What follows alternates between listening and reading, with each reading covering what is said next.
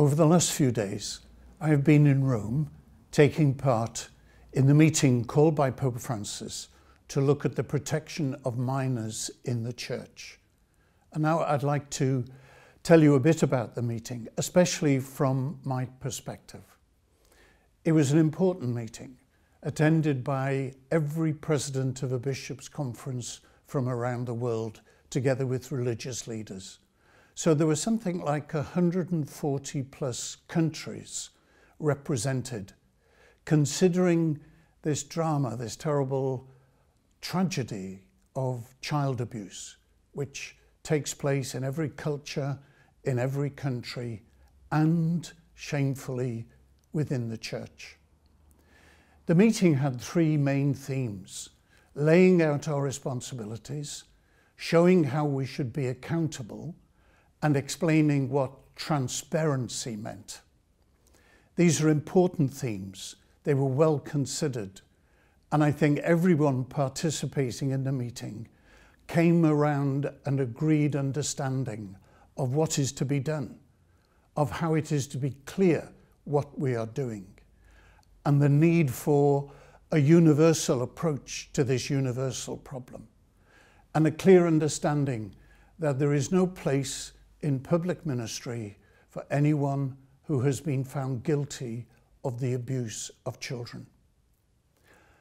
But there was something else that happened in the meeting, a kind of sea change, a change of perspective. It's difficult to put a finger on it, but I'd like to try.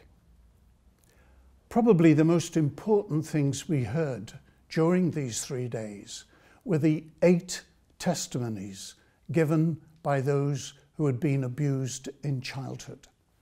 There were 3 women and 5 men from every continent of the world. And that voice, to me, struck home very deeply. They talked of the lifelong damage done by childhood abuse. They talked of the powerlessness that they experienced in front of the strength of the abuser. That powerlessness, that helplessness was not just physical, but it was psychological and emotional as well. And it was that voice that struck home most deeply. And it meant, in my mind, and not just in my mind, that everything we considered, all the aspects of the procedures and structures of the Church, has to be looked at afresh from the point of view of those who have suffered childhood abuse and are slowly willing to talk about its effect.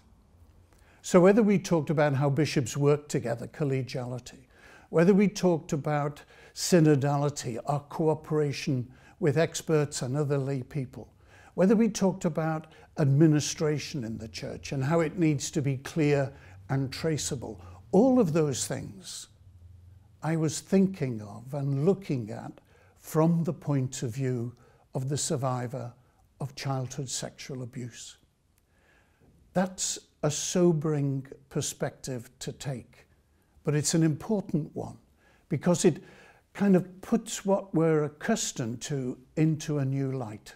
In a way, this is another example of a principle of Pope Francis, that when you look at an issue from the periphery, as he likes to say, towards the centre, then you see its truths in greater clarity.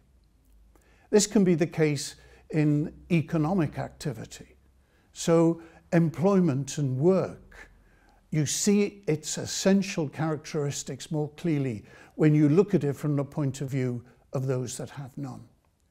And here too, it was the voice of those on the margins because of childhood sexual abuse that was shaping and forming our understanding of things that are central in the life of the Church. That this is shared, that this is a step forward, is a measure of the success of this meeting. At the end of the meeting, 3 things were announced. One, there will be a new law put in place for the protection of children and vulnerable adults in the Vatican City. Secondly, the Congregation for the Doctrine of the Faith will issue a new handbook with clear guidelines to be followed by every bishop in the Catholic Church. And thirdly, the Holy See is going to create a task force or task forces to move around the world and help bishops' conferences and dioceses to get their act together and to respond to these tragedies, these monstrosities, as the Pope called them, in a correct and vigorous and uniform way. I thank you for the prayers that you offered for me for this meeting. It was not easy, it was demanding, but I've come home assured and deeply convinced that a real new step has been taken in this battle against the abuse of children, which shamefully has found a home within the Catholic Church.